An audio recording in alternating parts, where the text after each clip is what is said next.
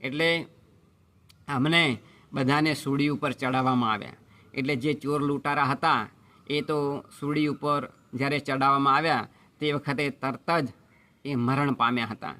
ત્યાર પછી આ જે માંડવ્ય ઋષિ હતા તેમને પણ સૂડી ઉપર ચડાવ્યા, પરંતુ ઘણા દિવસ સુધી તેમને કાંઈ જ અસર થઈ નહીં. એટલે રાજાએ વિચાર કર્યો કે આ કોઈ તપસ્વી એ ઋષિ મહાત્મા એ હોવા જોઈએ, એમને ખરેખર ઐશ્વર્ય એમની અંદર હોવું જોઈએ, તો જ આ સૂડીની અસર ના થાય. એટલે આ રાજા એ પોતે માંડવ્ય ઋષિ પાસે જાય છે અને સિપાહીઓને કહે છે કે આમને સૂડી પરથી ઉતારો. એટલે આ માંડવ્ય ઋષિની સૂડી પરથી ઉતારવામાં આવે છે.